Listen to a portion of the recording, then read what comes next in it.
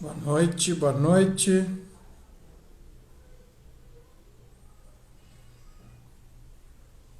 QAP operante.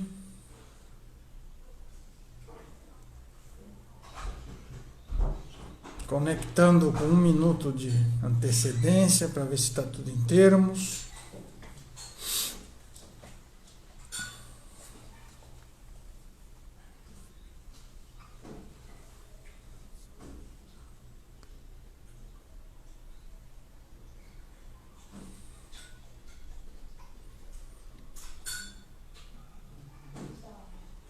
Vamos lá. Boa noite, Dani, tudo bom? Tá me ouvindo?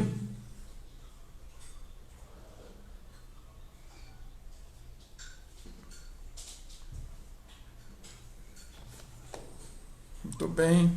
Entrei 2 minutos antes, vamos acabar 2 minutos antes, né? Esperar só mais um pouquinho, enquanto todo mundo entra.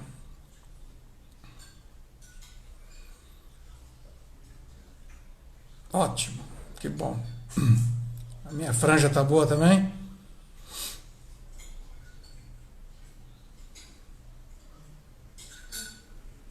Muito bem. Dr. Sabino já está aqui também, aposto. Só falta a sua imagem, sua linda e tenra imagem, meu caro.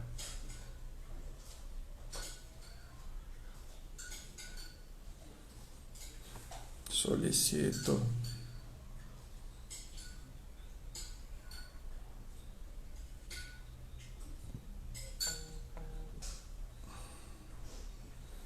Por que o Sabino não pode entrar?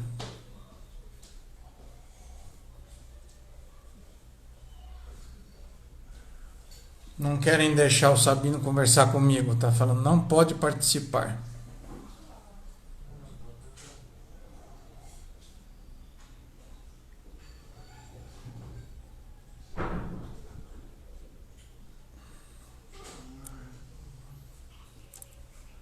Convidar.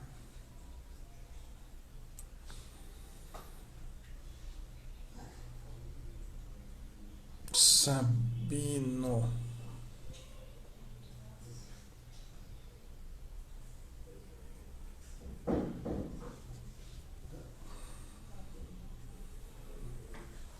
Senhores, temos só um probleminha, desculpe todos os telespectadores.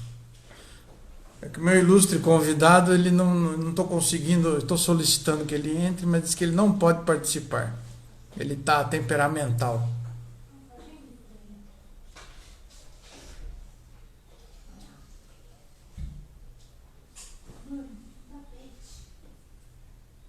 Pega aí uma pinça da OAB,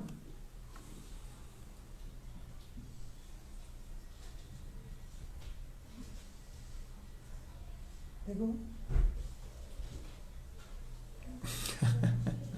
Pois é, não quer conversar comigo.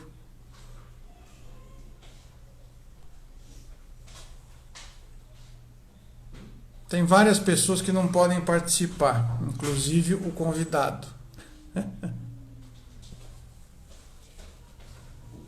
Ah,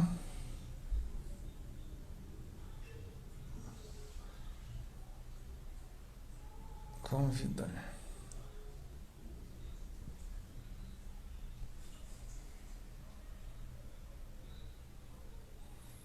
Daniele, por favor, você precisa me socorrer, porque não consigo fazer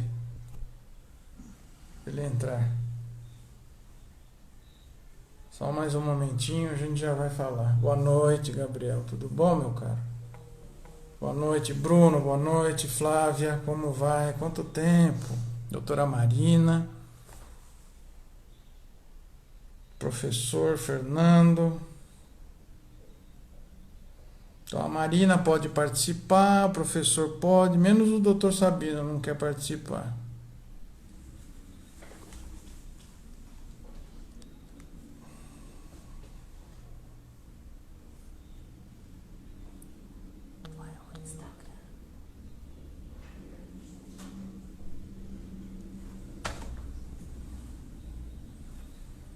Olá, pessoal. Só mais um segundinho. Tivemos um pequeno problema.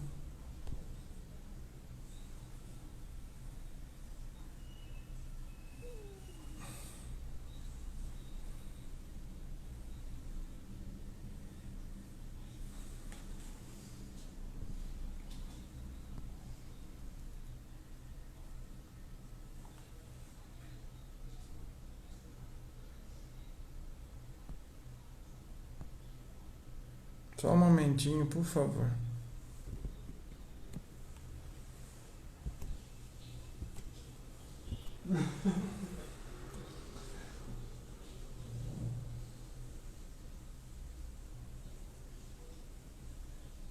Essa live será para justamente será o silêncio, né? Hoje o tema será o silêncio entre nós.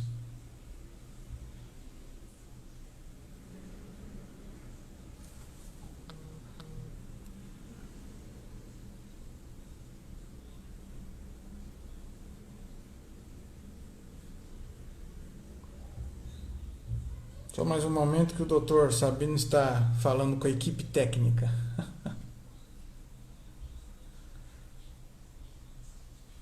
Eu vou introduzir rapidamente então o que vai acontecer aqui, já que nós estamos perdendo tempo, porque dá uma hora a gente trava e cai e ninguém vai ficar sabendo nada. Então deixa eu falar.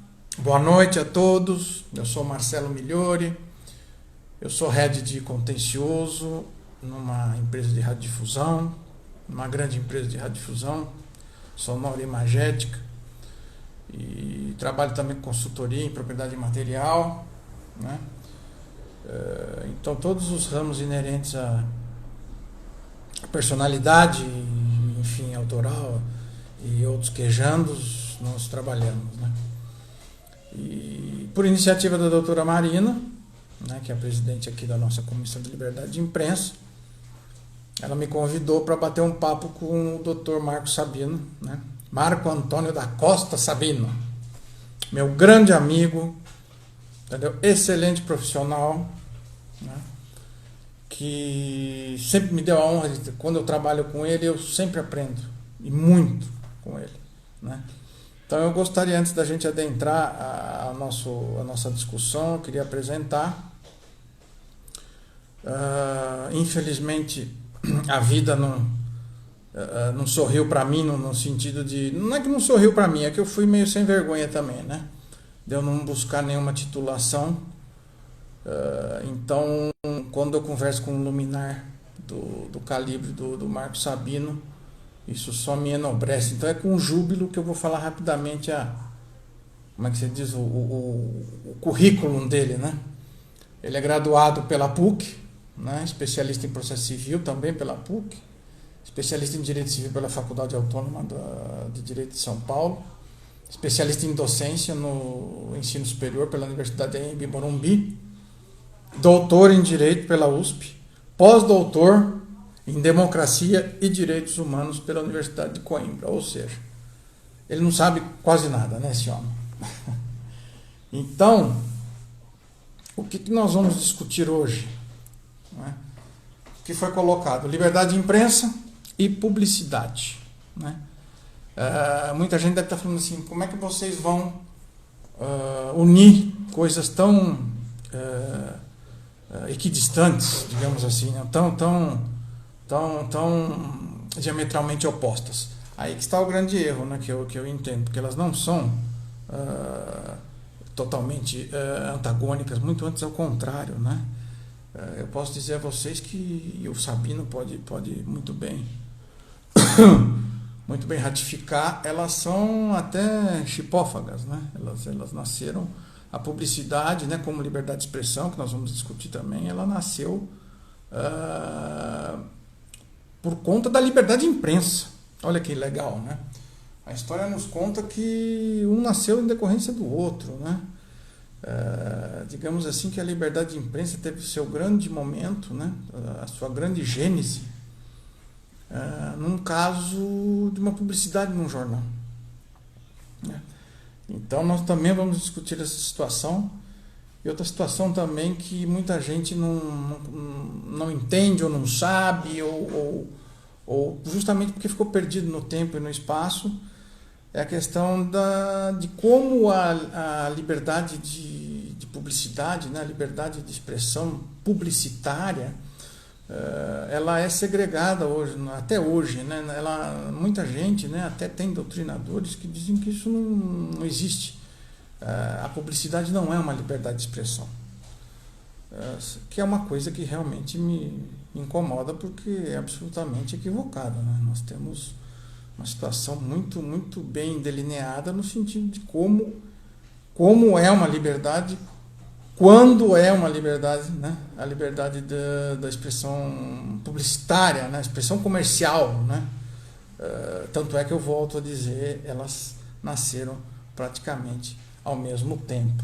Então o bate-papo vai ser mais ou menos isso, e nós vamos também dar uma rápida passada pela autorregulamentação, que é uma situação que pode colocar, como é que eu posso dizer, pode equalizar esta questão do Estado, com a mão forte do Estado em cima da publicidade, notadamente publicidade de alimentos e publicidade para crianças, né? Que esse eu acho que é um grande tabu ainda no mercado brasileiro.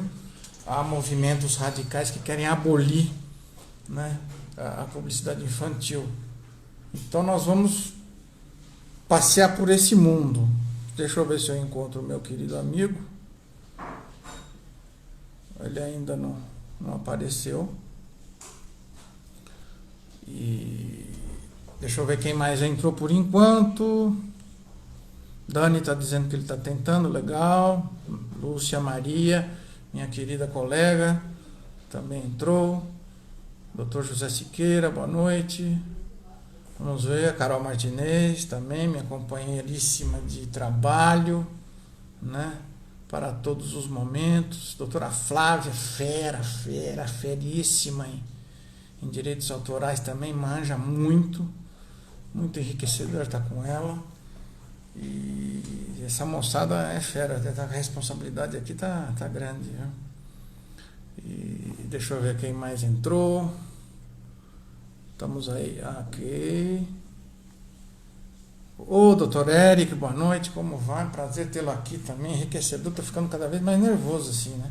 Meus cabelos já até caíram de tantos luminares aqui que estão me acompanhando, né? Olá, Eric, Marina, doutora Marina, novamente agradeço, doutora Marina, presidente da comissão, que nos deu essa oportunidade. Vamos lá. Doutor, chegou ou não chegou? Vamos lá.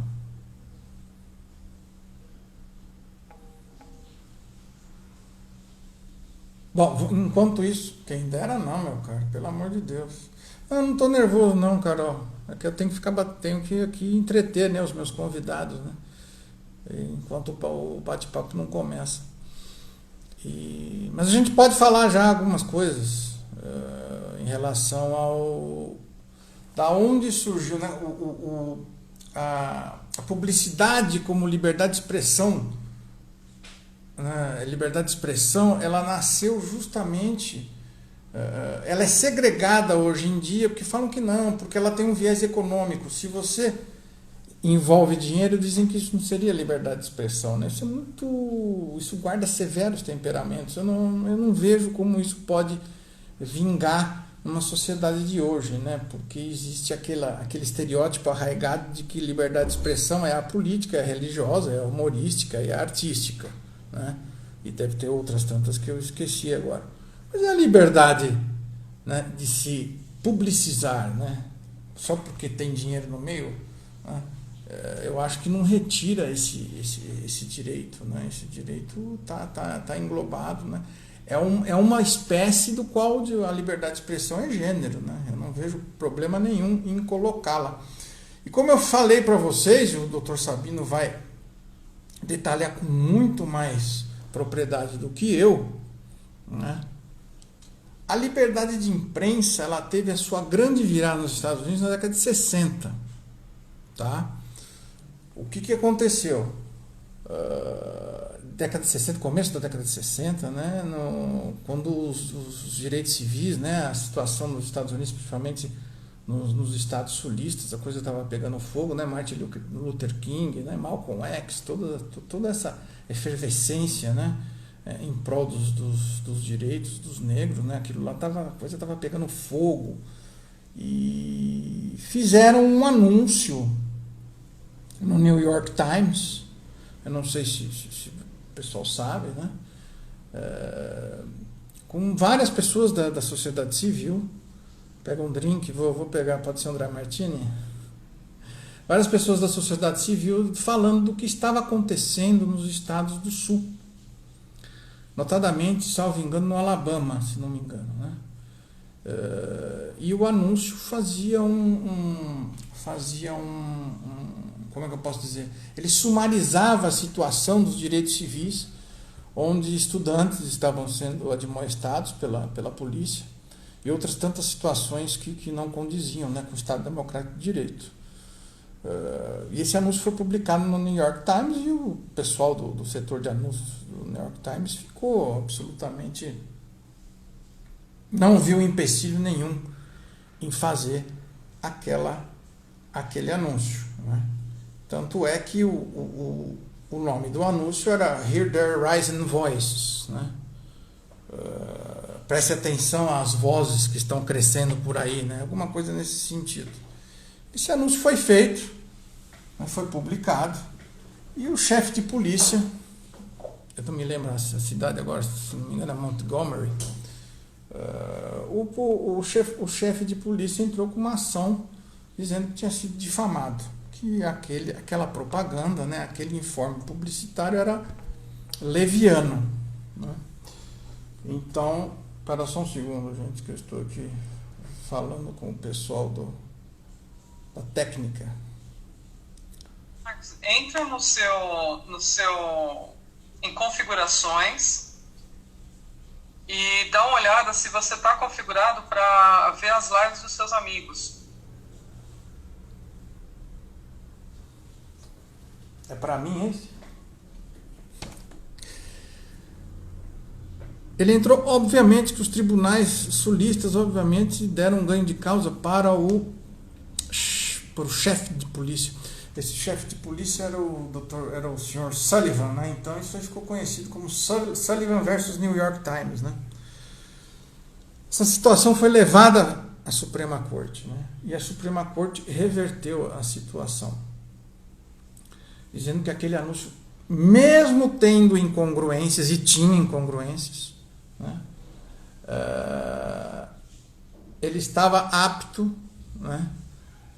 Ele estava alinhado com a Constituição, com a primeira e a 14ª emenda norte-americana, né? Ele estava absolutamente alinhado, ou seja, você não pode tolher o discurso, né? Você tolhendo o discurso, você está indo contra a Constituição. E obviamente as partes mudaram, né, na Suprema Corte, né? E isso é emblemático, justamente por quê? Porque a partir desse momento ficou arraigado na jurisprudência estadunidense justamente isso. Um caso, né, de liberdade de expressão advindo justamente de um informe publicitário. Nunca antes tinham se falado nisso, né? É muito interessante isso. E antes desse precedente, a Suprema Corte era altamente conservadora em relação a maledicências, né? A reportagens maledicentes. Isso foi uma quebra de paradigma. E olha só que ironia. Foi uma quebra de paradigma para todos sempre, para a imprensa, digamos, mundial, usando o quê? Um informe publicitário. E não é que até hoje falam mal da publicidade como não sendo parte do arcabouço de direitos de expressão.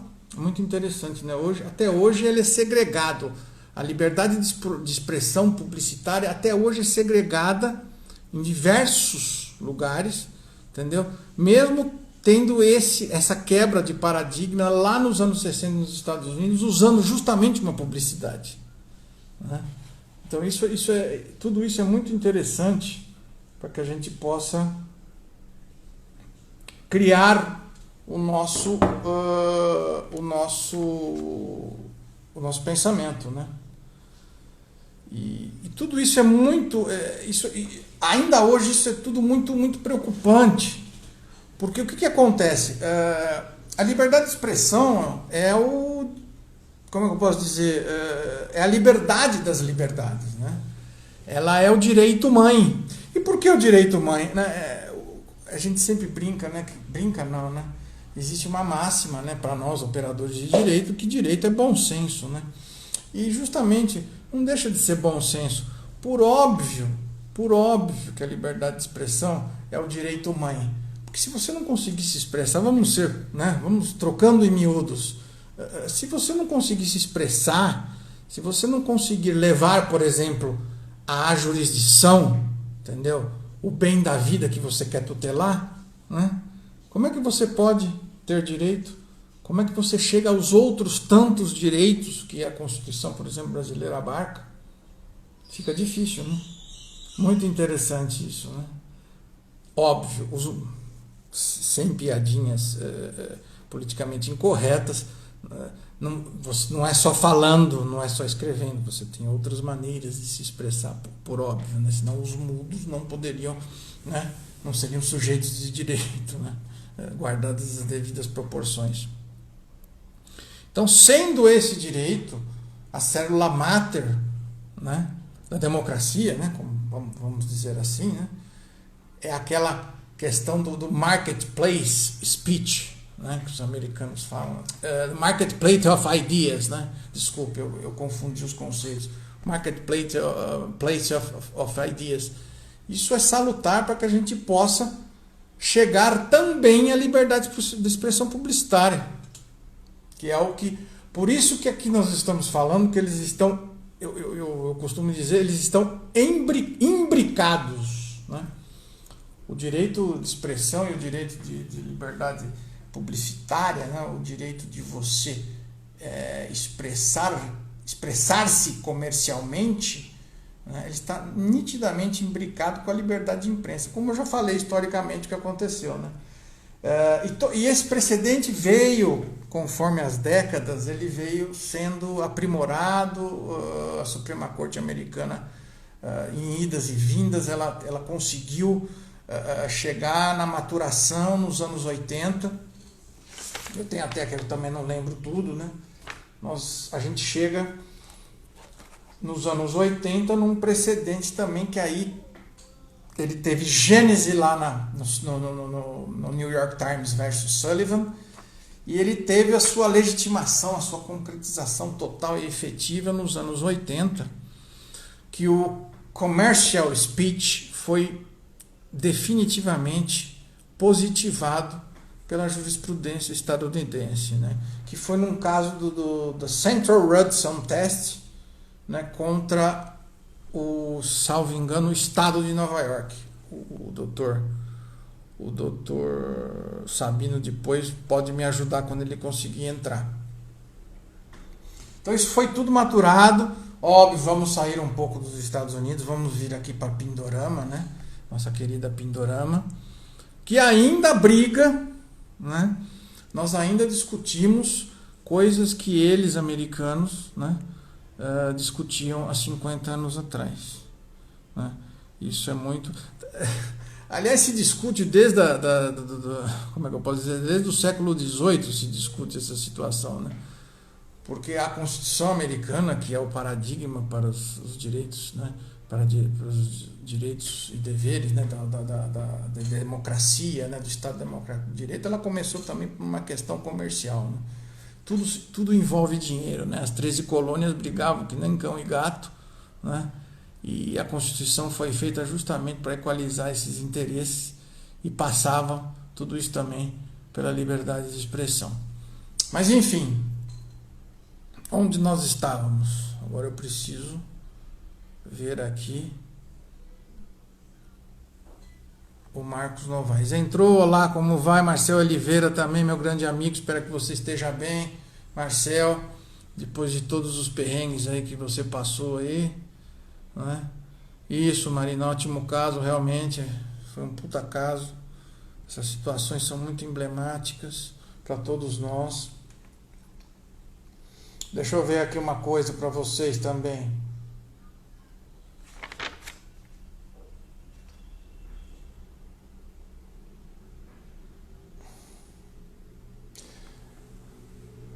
Bom, depois desse aparato histórico que eu fiz aqui para vocês, dizendo como eles estão jungidos, né, um ao outro, né, a liberdade de expressão publicitária e a liberdade, digamos assim, a liberdade de imprensa, né, eles nasceram praticamente juntos, né, e também depois nós temos passado por toda essa situação tangente à questão da segregação da liberdade de expressão publicitária como um direito imanente à dignidade humana, né? Muita gente diz que não é, que isso é balela por conta do fator econômico, né? Que isso é absolutamente equivocado. Nós não vamos entrar nessa seara, né? Mas infelizmente, dentre todas as liberdades, né, que estão protegidas de uma censura prévia, né, de uma como é que eu posso dizer, de uma análise a priori da situação,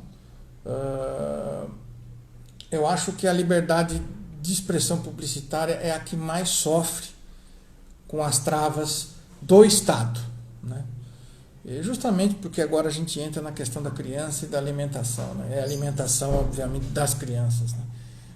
Isso aí o Estado não tem jeito, o Estado ele é muito cioso dessas situações, porém, diante dessa desculpa, né? Obviamente o Estado tem que cuidar da dignidade humana, né? Da saúde do ser humano, mas diante dessa desculpa, ele consegue tolher a liberdade de expressão das pessoas, das agências e daquelas empresas que fazem parte do jogo, né? Porque a gente vive numa sociedade de livre concorrência, né? De propriedade privada, né?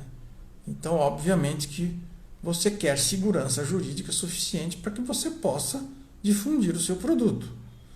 E hoje em dia nós temos um problema muito sério no Brasil, justamente por conta disso. As travas estão cada vez maiores e existe, volto a dizer, existe um viés extremamente radical, né, na nossa sociedade, no sentido de banir principalmente a publicidade infantil, né? Isso é muito, muito preocupante. Nós temos gente aqui que trabalha com a situação, né, que está na linha de frente, que sofre muito com isso, né? A gente viu os operadores de direito que trabalham com liberdade de expressão publicitária, simplesmente eles têm que trabalhar, eles têm que conviver com estereótipos. Eu costumo dizer que existem estereótipos legais, né, em relação à publicidade infantil.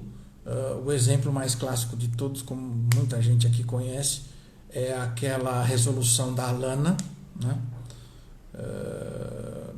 Da Alana não, do Conanda, perdão, gente, desculpe, o ato falho. Não tenho nada contra a Alana, ela está fazendo o papel dela no jogo dela, faz parte do jogo democrático, mas olha o ato falho. Conanda, né, que é aquele órgão que é do governo, que fala que a publicidade infantil no Brasil estaria proibida, né? E não é uma lei, né? Podemos dizer que ele tem um caráter absolutamente, ele não tem um caráter cogente, né? Ele tem um caráter dispositivo, né? Então tá lá para você seguir. Só que, por óbvio, o Ministério Público e outros tantos que são contra a publicidade infantil usam isso à guisa de lei, né? Você vê muito juiz, você vê o judiciário absolutamente seduzido, entendeu? Por pessoas que fazem essas proposições perante o judiciário e cola, né? E isso deixa quem trabalha no meio fica absolutamente doido, né? Doido varrido. Onde está o meu querido convidado? Que ele não está querendo conversar comigo. Mas muito bem, a gente vai tocando. Tô brincando, viu, Marco? Fica tranquilo. Onde nós estávamos? Alan. Eu só queria fazer um parênteses. Eu acho que está tudo muito bem delineado. Eu imagino que nós não estamos nos perdendo. Eu fiz uma questão histórica, né? Eu trouxe para vocês toda a parte de como tudo teve origem. Mas eu queria fazer só um parênteses, já que nós somos da Comissão de Propriedade, oh meu Deus do céu, nós somos da Comissão de Liberdade de Imprensa. Eu gostaria de noticiar, né, com júbilo, que o Superior Tribunal de Justiça suspendeu o inquérito contra o jornalista Hélio Schwartzman, né, sobre aquela questão do artigo que ele dizia que por que ele gostaria que o Bolsonaro morresse. Por óbvio, todos nós somos partidários da mesma ideia de que o artigo pode ser criticado, mas não investigado, né? Então, só queria deixar esse ponto, viu, doutora Marina, nossa presidente, uma vitória da democracia, né? E o Hélio é um baita de um jornalista, né? Eu acompanho ele sempre. Ele é super polêmico, mas chegar a esse ponto e usar uma lei anacrônica de 1983 que fala em crimes contra a honra, sendo que ele não falou, ele não solapou a honra de ninguém, muito antes ao contrário, ele deu uma opinião, né? Aliás, o artigo é absolutamente filosófico. Ele fala sobre a como é que se diz? Sobre a linha filosófica do consequencialismo, e ele, por óbvio, notório que ele não gosta do governo, ele pegou, né, ele fez uma manchete bombástica e pegou o governo para desenvolver o juízo dele a respeito do consequencialismo. Então eu só deixo aqui, viu, Marina, que eu acho que nós temos que prestigiar e tudo que veio, tudo que aconteceu, né? Não chegou a ser um drama, mas foi uma coisa muito desagradável que aconteceu com ele. E outra coisa, eu gostaria muito de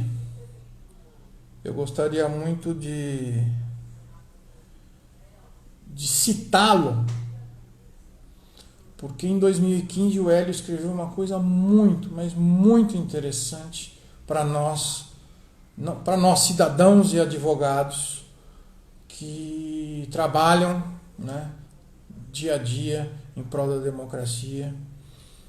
Na época em que teve aquele massacre no Charles Hebdo, lá na França, que eles mataram os jornalistas, né, os radicais islâmicos mataram os jornalistas.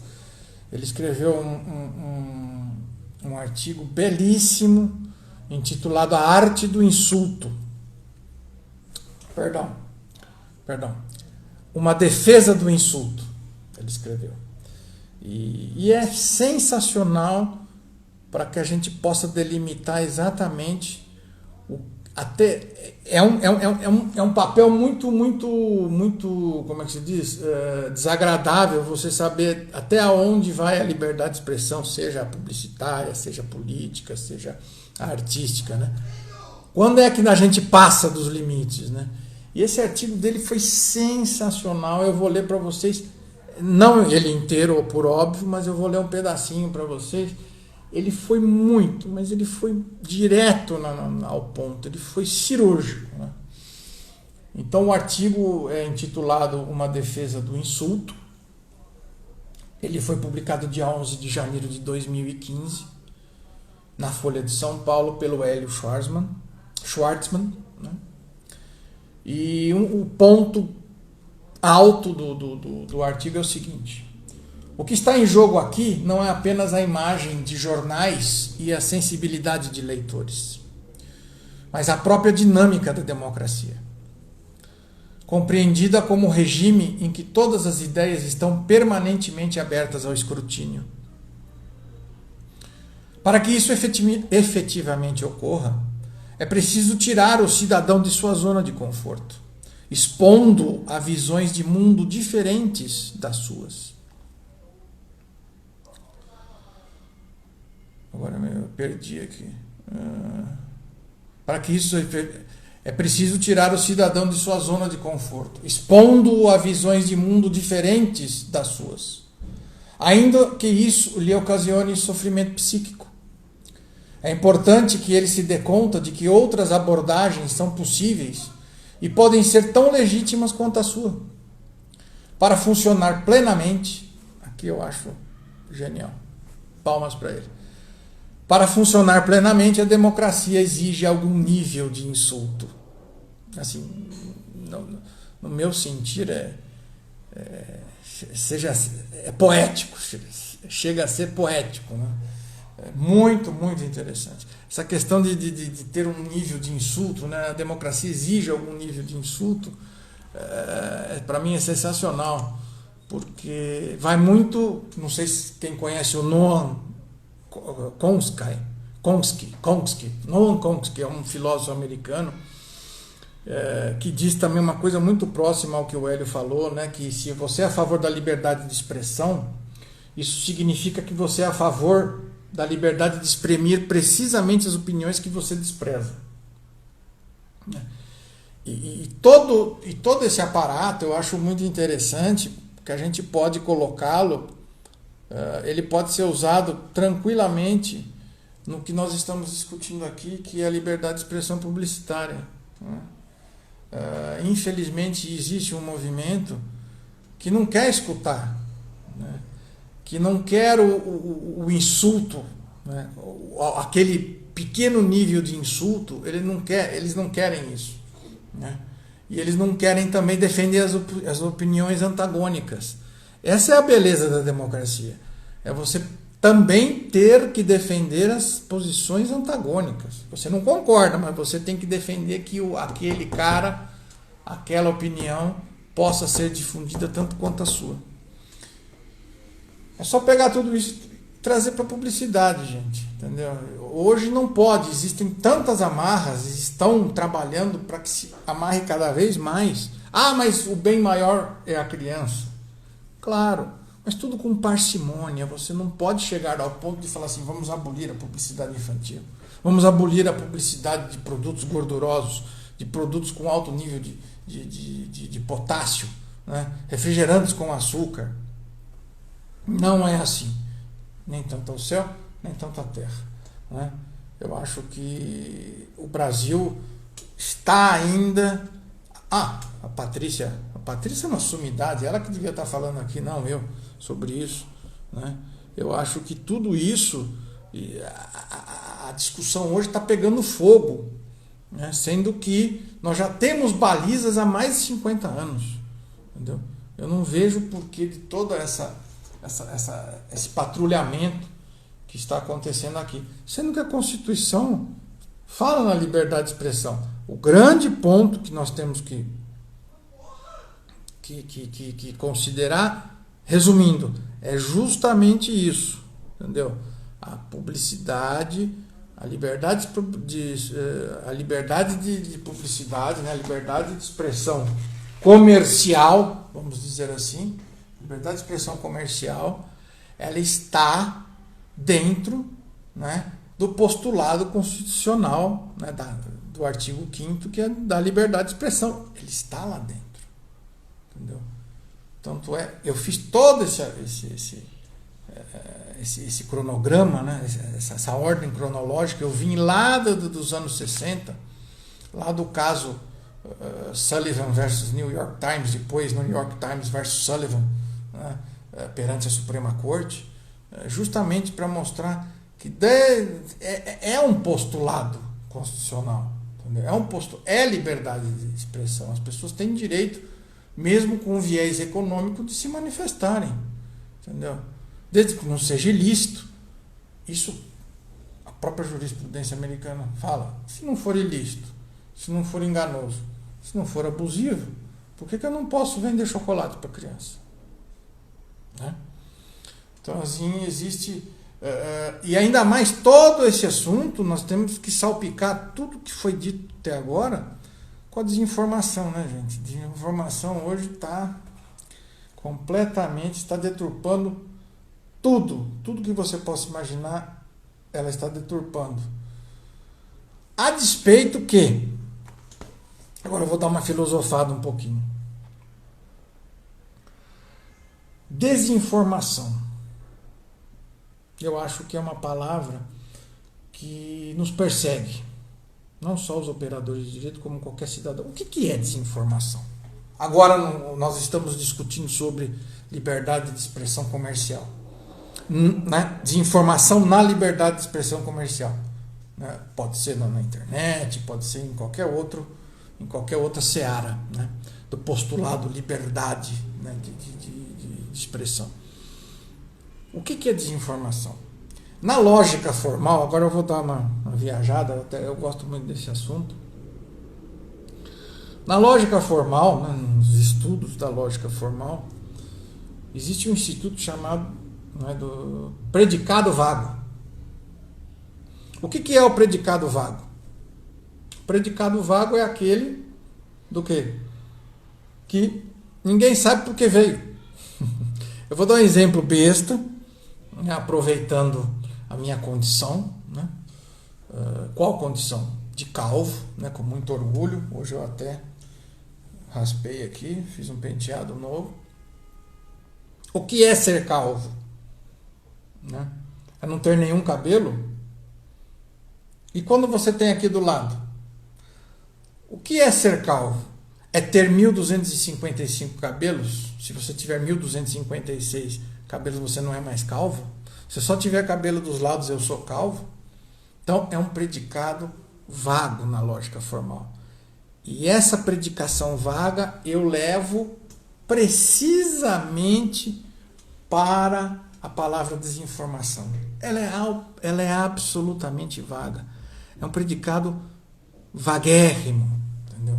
A gente não tem como, entendeu, parar e semanticamente dizer a desinformação que hoje nos apurrinha, seja na web, seja em todos os casos, seja na publicidade, né? Eu não tenho como significá-la de uma maneira razoável, entendeu? Por isso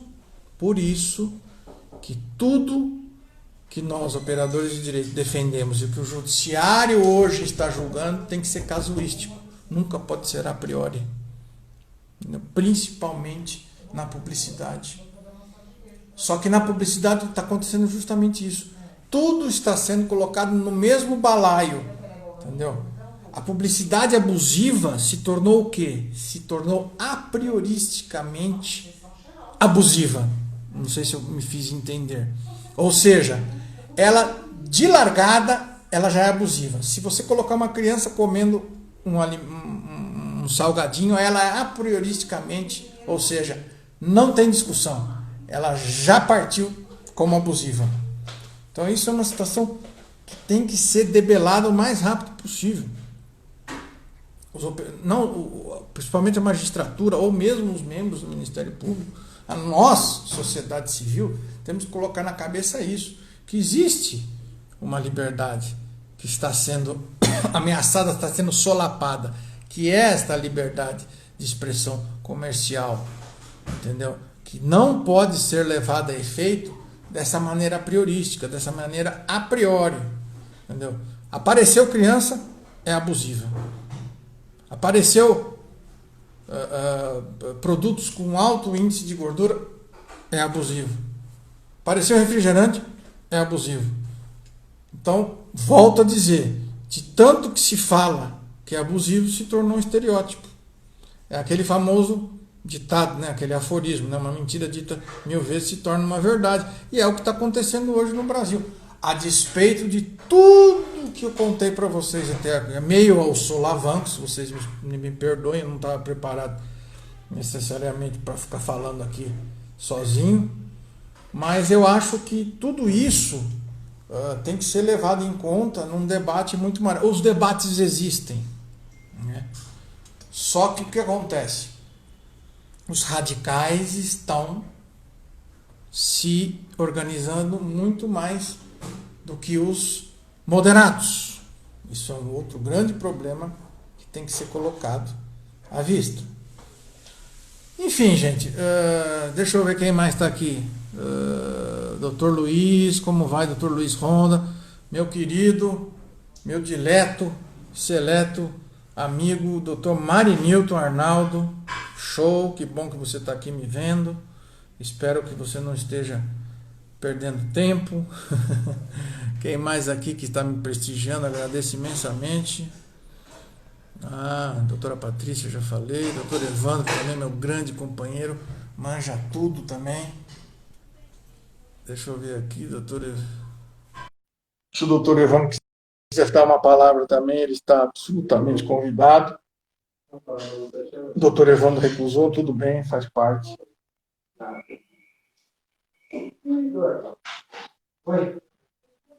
Sem problema. Doutor Sabino, o senhor está desculpado, tá? Fica tranquilo. Fica tranquilo. O senhor está desculpado. Doutor Evandro também, o senhor está desculpado.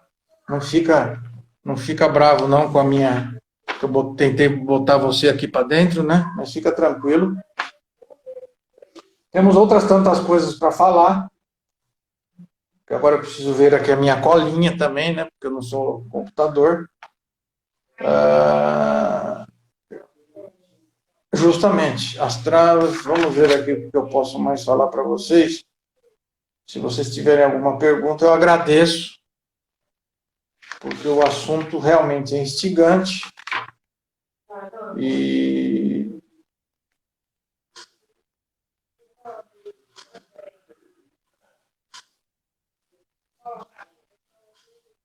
muito bem. Desculpa especialmente ao Marcelo, meu dileto, seleto, predileto amigo. Fica frio. Depois a gente conversa, tá? Você vai ver o que a gente pode fazer. Gente, autorregulamentação é uma boa alternativa, sem dúvida que é uma boa, obrigado, Marina, é uma ótima alternativa, tanto é que funciona aqui no Brasil de uma maneira absolutamente azeitada, como eu digo. Acho que todo mundo já ouviu falar no CONAR, né? Que é o Conselho Nacional de Autorregulamentação Publicitária. Existe um código de autorregulamentação publicitária, e isso foi ótimo, porque a sociedade civil, há 40 anos atrás, saiu na frente, o Brasil tinha que ter pego como exemplo, porque há 40 anos atrás, os caras volto a dizer, saíram na frente, porque justamente para evitar uma regulação maior do Estado. Tanto é que eles saíram na frente, que hoje a coisa é tocada de tal maneira que o próprio Estado se espelha nas decisões e no Código de Autorregulamentação Publicitária. Então, por óbvio que é a melhor saída que possa existir. Eu não tenho dúvida que é o futuro, em todas as situações. O Estado tem que entrar, por óbvio, naquelas... vamos ser curtos e grossos. O Estado tem que entrar quando precisar de um poder de polícia. Porque se a sociedade se autorregulamentar, são anos de evolução, que ainda eu acho que a gente tem muito a desejar, né? Fala, Sabino, fala. Sobre a negação da disfunção no controle do discurso de ódio, à luz da liberdade de expressão. Rapaz, mas aí você me bota numa coisa, como você vê o boicote das marcas das redes sociais sobre a alegada disfunção no controle do discurso de... Pois não. Como eu vejo, meu caro professor, eu vejo como umas... Eu não quero polemizar, mas eu vejo com um pouco de... é um popurrí de coisas. Eu vejo um pouco como oportunismo, né? No sentido de, vamos aproveitar essa onda aí, vamos ser politicamente correto e vamos fazer ao nosso próprio talante, vamos censurar, né? Porque não deixa de ser uma censura, né? Os algoritmos hoje vão começar a censurar, né? Eles vão previamente derrubar, como já estão derrubando previamente. né? Isso é inevitável. Tem muita coisa que não está indo, não está subindo na web por conta de inteligência artificial, de machine learning, que estão justamente cortando as asinhas de todo mundo. Não só isso, como também, você bem sabe, Sabino, nós poderíamos até ter discutido isso, pena que quebrou o negócio, sobre o FOB, né? Que é o Facebook Oversight Board, né? Que é o tribunal que será ou é, agora eu não tenho essa informação, você poderia muito bem me ajudar. Ele está à torta à direita, está funcionando, né? Existe agora uma Suprema Corte virtual no Facebook. Agora, pessoas que não fazem parte do Estado, se autorregulamentando, estão ditando regras para a rede social. É bom? É bom. Eu não vejo por que não seja, né? Mas, e o Estado, como é que fica nessa? Está operando, muito obrigado, está operando. Mas, assim, é uma Suprema Corte, né? Se eu falar besteira, você me corrige. Digamos assim, é uma Suprema Corte. Ele escolhe, como você bem disse uma vez para nós, né? Ele escolhe o caso a ser julgado, né? Hard cases, né? Não é qualquer coisa, não é briga entre perfis que vai para o FOB, né? Mas, enfim, o discurso de ódio aconteceu, acontece, acontecerá. Os algoritmos vão derrubá-los, mas ainda é um problema, porque é aquela coisa também com publicidade. O YouTube, todos aqui sabem, os algoritmos derrubam, aparece uma criança, o algoritmo derruba, não quer dizer que era publicidade infantil, né? Então, nós estamos num momento de transição. Já falei também numa live, uma reunião nossa, acho que foi a última reunião, né, que o Sabino falou. Nós estamos numa transição muito louca, porque ainda os pesos e contrapesos estão muito nebulosos hoje em dia. A gente não sabe exatamente o que pensar, como pensar. Outra coisa meio de ficção científica, que eu fico um pouco com medo, as pessoas que estão à frente desses algoritmos da inteligência artificial, né? O que é essas pessoas? Quem vai fiscalizar essas pessoas, né?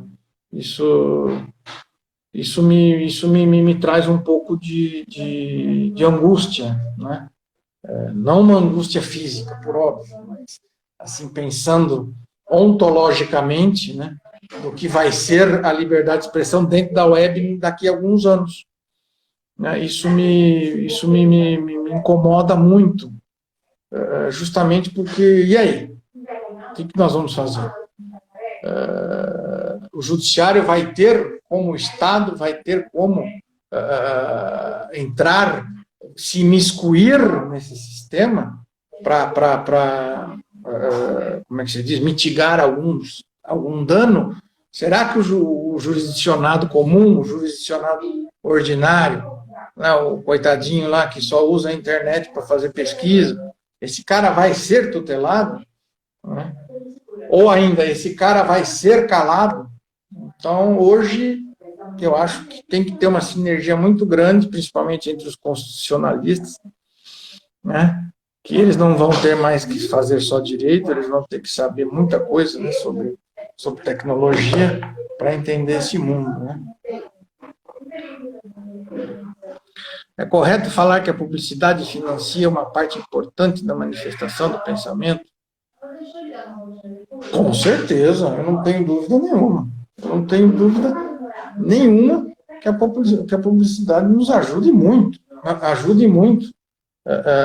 A publicidade é uma das molas, né, do marketplace of ideas, né? Eu acho muito ela é um trampolim para o fomento de outras ideias, porque aquela coisa, nós no mundo ocidental nós somos capitalistas, Grande coisa, né, que eu falei agora. Mas você, sendo capitalista, o que você quer? Você quer segurança jurídica, você quer um judiciário estável, independente, né?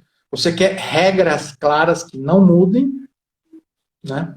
Essas são situações que o empreendedor quer, né? E outra coisa, para que tudo isso funcione, você precisa do quê? Você precisa de um fluxo, né? Como é que eu posso dizer? É um fluxo infinito de informação. E a publicidade contribui, né, de sobremaneira para esse fluxo de informação. A gente pode pensar que não, mas ela com certeza ajuda e sempre vai ajudar. Eu até brinco que a publicidade, ela própria é o mecenas da democracia. Né? Nós temos que analisar essa situação. Ela contribui muito para o fluxo de informações. E nós, vocês já entenderam, e nós tendo informações, nós vamos ter toda essa situação boa. Você vai ter empreendedorismo, você vai ter um ambiente sadio para troca de ideias, você vai fazer negócios nesse ambiente sadio, você vai fazer uma série de situações, você vai criar situações para que o sistema vá para frente.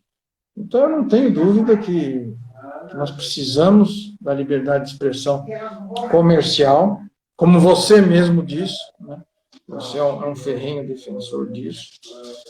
E também eu já brinquei, não sei se você... Estou falando com o Sabino agora, mas todos, por óbvio, estão ouvindo. Essa luta inglória de inserir, né, a liberdade de expressão publicitária no postulado constitucional da liberdade de expressão, entendeu? É trabalho para o exército de Brancaleone, entendeu? Sou eu, você e mais uns gatos pingados aí. Só que nós temos razão. Eu não tenho dúvida que nós temos razão, porque é uma coisa natural. Entendeu? Não há forçação de barra para o que a gente está falando aqui. Muito antes, ao contrário. Nós provamos historicamente, agora, nessa 1 hora aqui que eu estou tentando passar para vocês a situação, nós estamos, historicamente, está comprovado que o discurso publicitário ele faz parte inquebrantável da liberdade de expressão. Entendeu? E ele tem que ser... Porque, só para finalizar, porque está acabando, né? Essa situação, ela sempre foi segregada. A liberdade de expressão publicitária sempre foi segregada. E isso é muito sério, a sociedade não está se mobilizando, e eu já volto a dizer aqui, deixar o meu último recado, arrematando aqui o meu speech aqui. Os radicais estão se movimentando. Nós é que estamos aqui sambando aqui. Por quê? Porque é o exército de Brancaleone que está tentando, entendeu, defender a liberdade de expressão. Né? E se alguém quiser se juntar ao exército de Brancaleone, eu fico absolutamente... Recebo com júbilo, entendeu? Se alguém quiser se juntar a nós. Tá bom? Eu acho que acabou, o pessoal vai cair. Temos 2 minutos. É uma pena que o meu querido Sabino, o doutor Sabino, não conseguiu trocar ideias comigo. Ele ia enriquecer demais a situação.